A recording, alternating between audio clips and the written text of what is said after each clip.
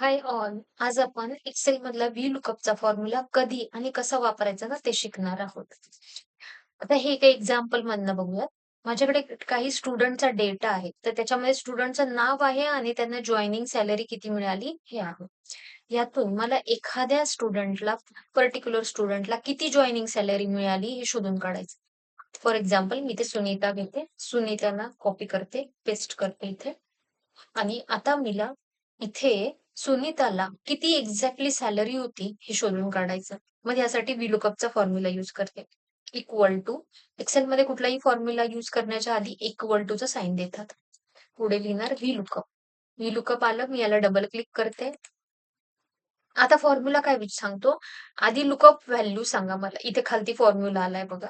Lookup value कुठली value शोधायची ते सांगा. मग मी इथे मला सुनीताची सॅलरी शोधायची आहे. मग मी सुनीताची सॅलरी शोधायची, मग मी सुनीताला आधी ते सिलेक्ट केलं.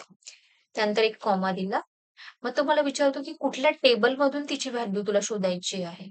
तर मग हा तो टेबल आहे. कॉलम ए आणि कॉलम बी, 1 आणि 2. तर मी हा टेबल संपूर्ण सिलेक्ट करणार. मग पुन्हा एकदा कॉमा देणार.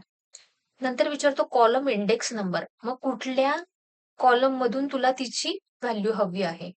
तर ह्या केसमध्ये सोपं आहे. पहिला आणि दुसरा 2च कॉलम आहेत. म्हणून मी इथे 2 नंबर इथे मेन्शन करणार.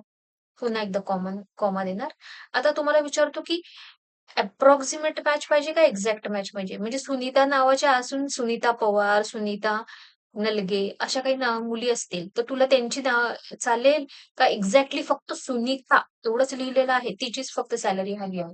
तर मी इथे या केसमध्ये मेन्शन करणार नाही, मला एक्झॅक्टली सुनीता इतकंच लिहिलेलं आहे ना तिची हवी आहे.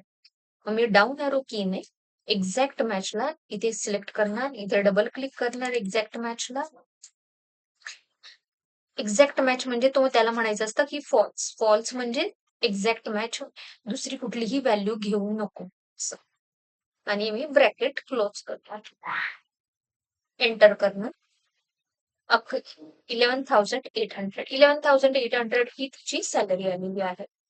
आता ही सॅलरी मला सुनीताची सापडली. अशीच मला जर का दुसऱ्या कुठल्या स्टुडंटची हवी असेल तर फॉर एक्झाम्पल हा आहे गोराकला हेमाराव.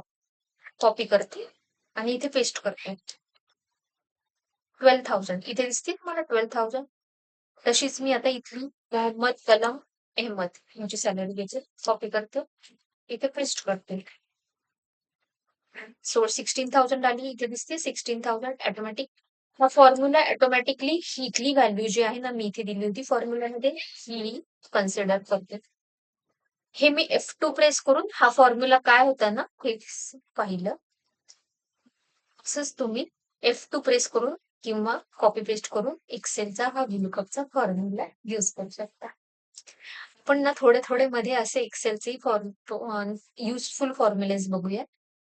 आवडल्यास चॅनलला सबस्क्राईब करा, फ्रेंड्स बरोबर शेअर करा, लाईक करा. थँक्यू. नेक्स्ट व्हिडिओमध्ये भेटूया.